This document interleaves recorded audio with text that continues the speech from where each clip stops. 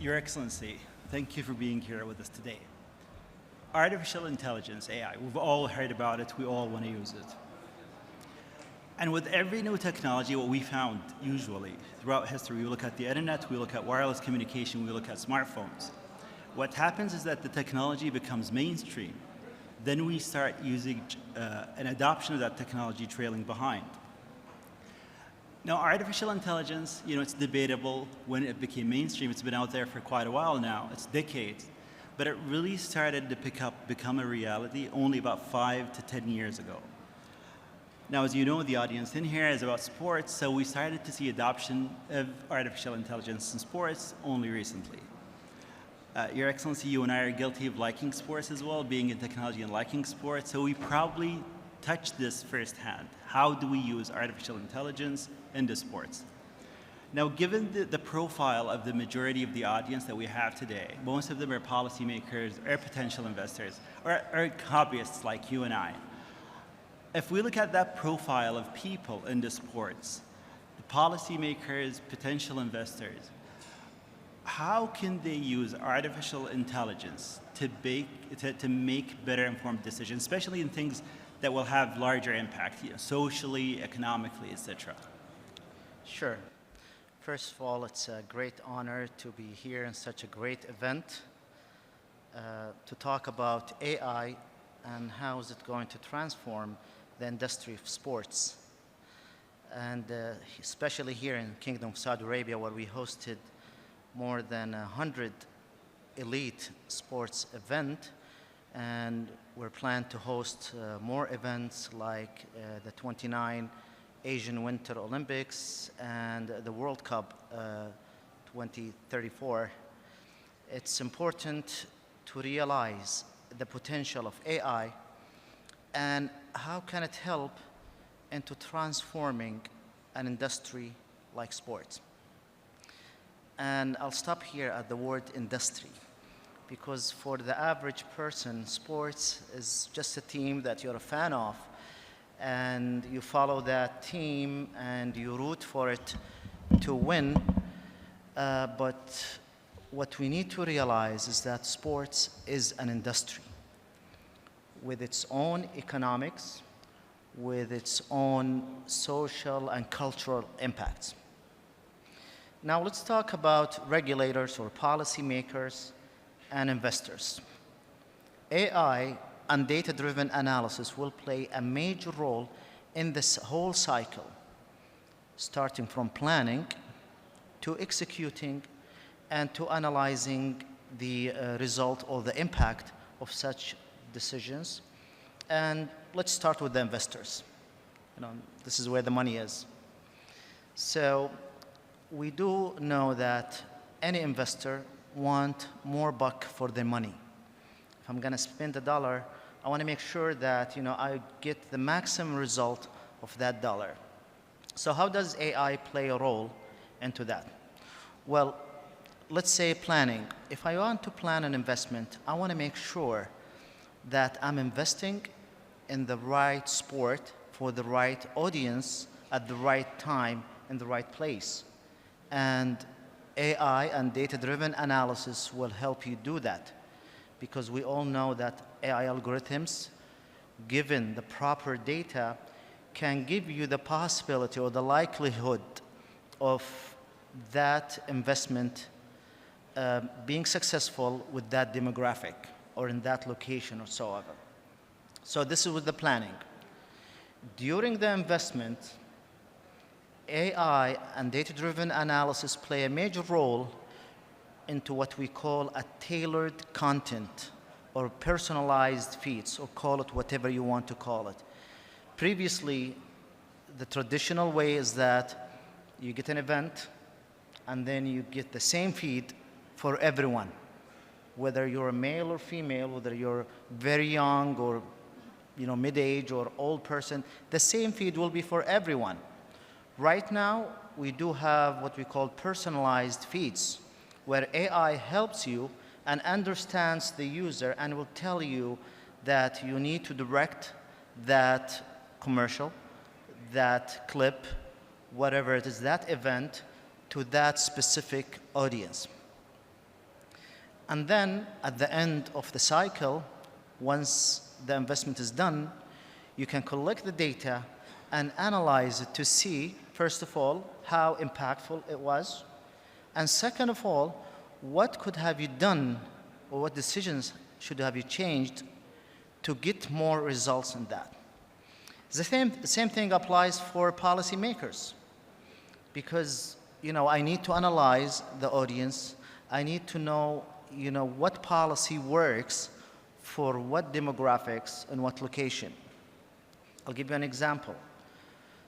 Given the demographics of a city, the policymakers would know where to plan or to build sports structures. I wouldn't put it in a neighborhood where it's empty or a neighborhood that's majorly, for example, older people. Same thing goes for planning the location of the event. Given the weather data and so on, I can choose the location that is more suitable for the event. And going back to the personalized feed, we could listen to different data inputs from social media and so on to know what the audience want. So these are some examples of how AI and data-driven analysis can help the policymakers and the investors to both plan, execute, and get better results from their decisions. Thank you, Your Excellency. So we just spoke about one profile of stakeholders. Let's speak about what's, at least in sports, what's arguably the most important stakeholder, that is the fan.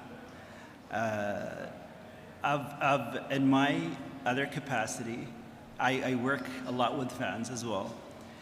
And I know that it's actually much, much deeper than any other industry, as you rightfully talked about as an industry.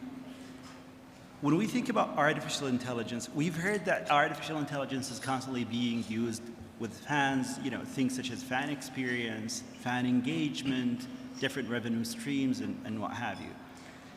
In your opinion, how can sports organizations use artificial intelligence with their fans? So, Ayman, you put it just right. Sports is all about the fans. When a striker scores a goal, he runs to the fans to greet them. It's all about the fans, and this is actually the spirit of the sport. And I believe that, AI is playing a major role in enhancing the fan experience. And I'll tell you some examples of that. You could use AI algorithms to even decide what kind of food do you serve at the sport event, given the demographic, and you can maximize the profits, as I mentioned in that earlier. For fan engagement, as we all know, different fans, even within one team, each one has their favorite player. So I could use AI to tailor the content for those fans so that I would see what I want to see, not what is given to me to see. And this is a major part. And we all see this role of AI in different social media content. And I'm sure, one way or the other, you or your friends have talked about this. And you say that, it's like magic.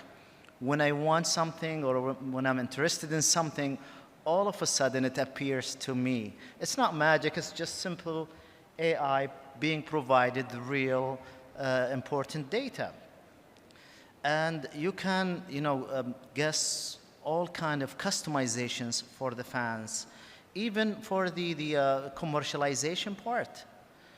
This is already here, but I could expect it to be even more in the future, that you and I could be watching the same match.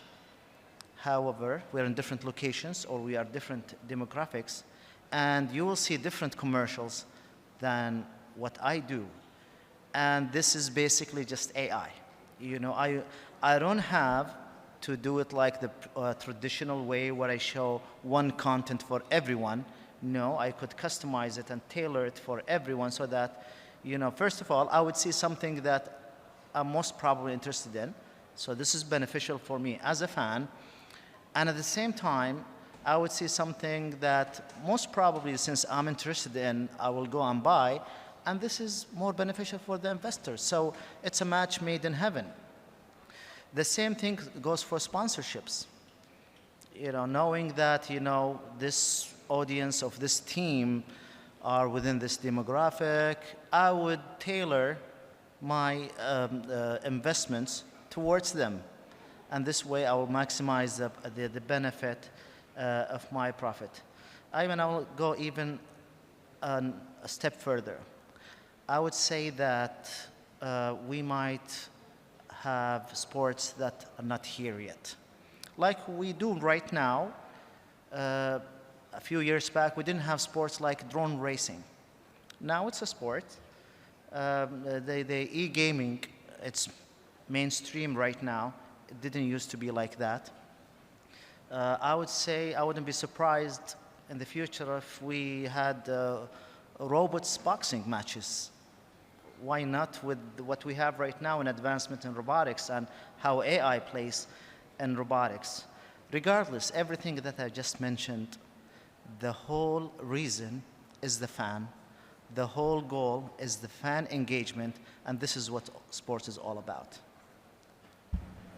Interesting you say this, Your Excellency. Allow me to get off script here a bit. So, I personally like esports. Now, I did it for a while. I was terrible at it, but I tried to do it.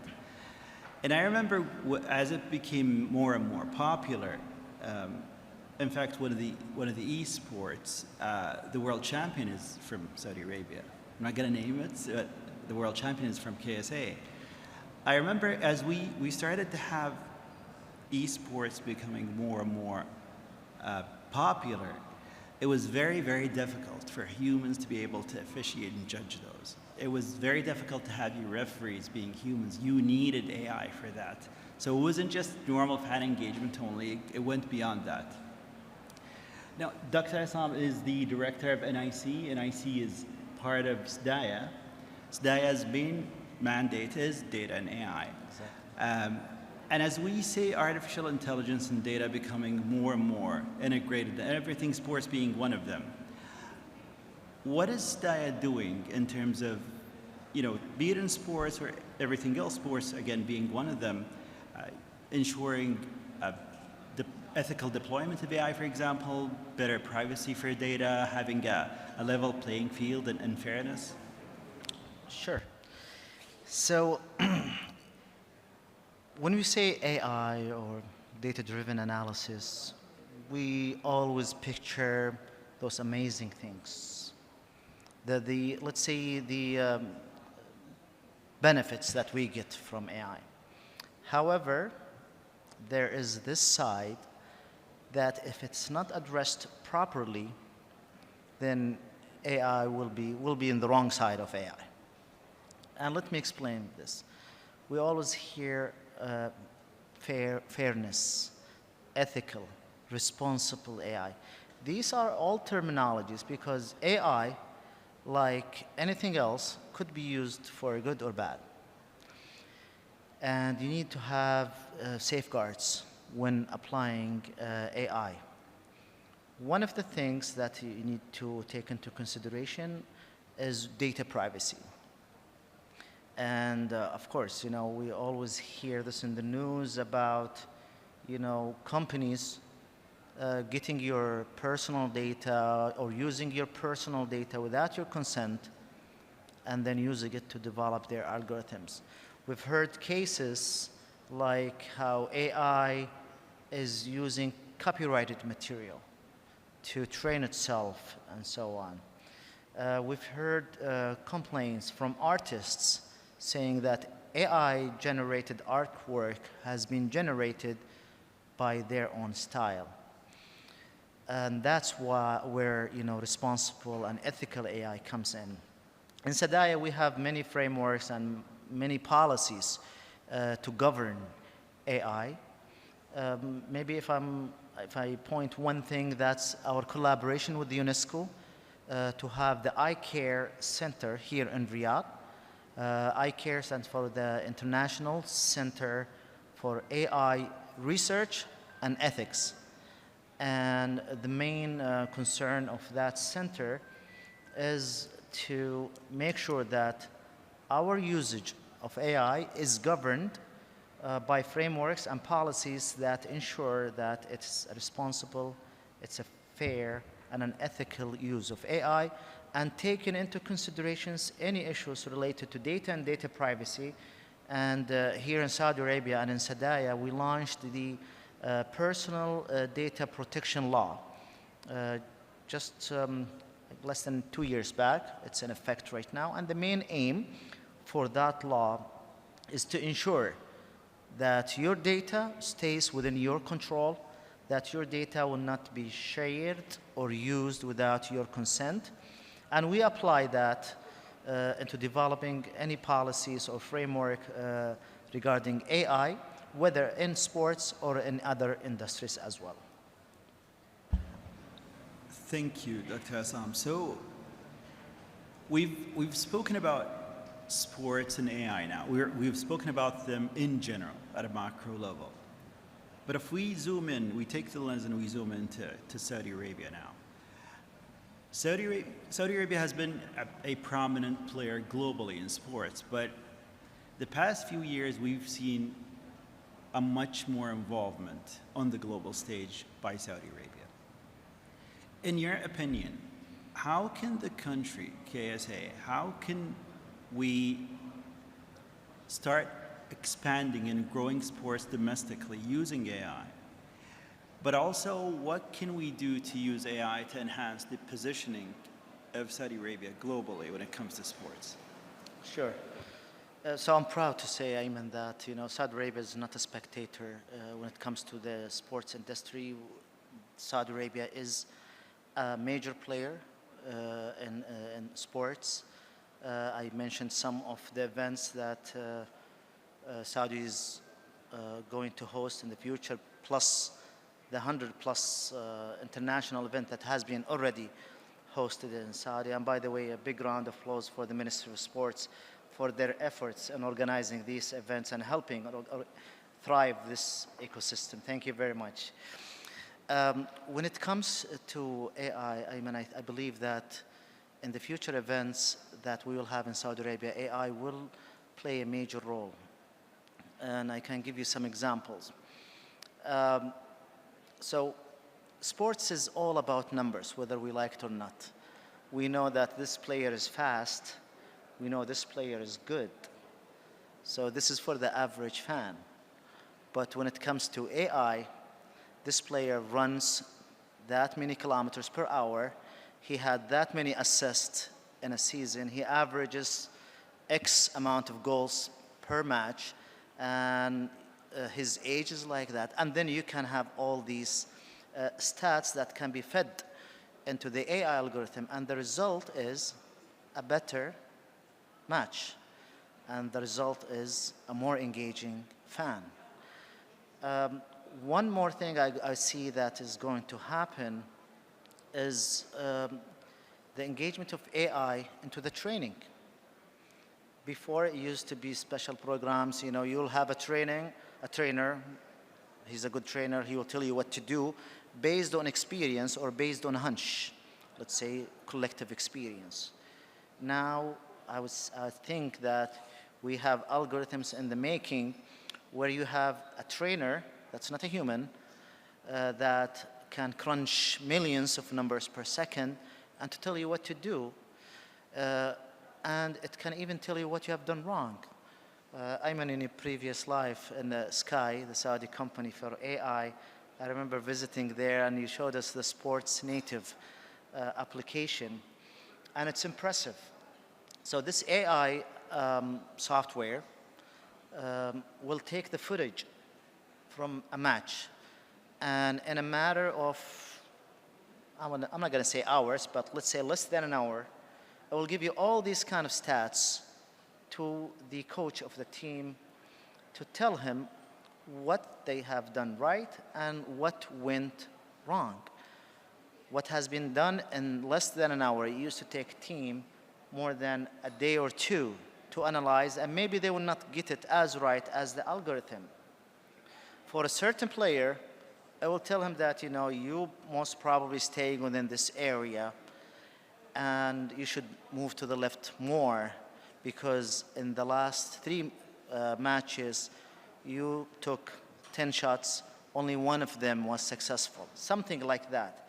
So these kind of stats or this kind of predictions, if you told me that we'll have this capability 5-10 years back, I'll tell you that's just science fiction. And I believe that many of the science fiction movies has became reality already. One other aspect of AI is also enhancing the experience of the fans in a different way. Before, the referees, sometimes they're humans, they would make the wrong call, and to the best of their judgment. And we all know that famous story, forgot, maybe it was in the 80s, of that player who scored with his hand, and it was considered as a goal. They only found out a while after the game, but nobody had any means to detect it back then. Nowadays, we have what they call the VAR, which is a step in the right direction.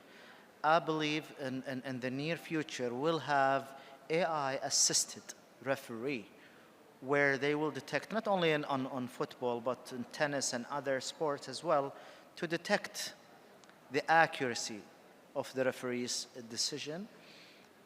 Even I'll go full science fiction right now, and I'll tell you, maybe we'll have more cameras assisted with vision processing to watch pretty much everyone in the field and detect things that the one referee cannot. So all of a sudden, instead of having 3 referees in the game, you will have more than 22-1, all with high accuracy. So I believe that in the industry of sports, AI will play a major role. I believe that we'll see a lot of more use cases in AI in the industry of sports. And I believe that the end result is a happier, not always happier, but let's say a more engaging fan, because someone has to lose. But we'll have more engaging fans in different sports. So you reminded me, Dr. Assam, of a story that you and I shared before, when you were speaking about the example of having a trainer that does AI. So His Excellency is a childhood friend, so we used to work out together a lot when we were young. And I remember there was one incident, I still remember that incident. We were arguing about a certain workout we were trying to do. Turned out you were right, by the way. You've always been better than me at knowing science. But now I've seen, the other day I was seeing an application, so you could have your phone, it's going to look at you and it will tell you whether you're doing it right or you're doing it wrong.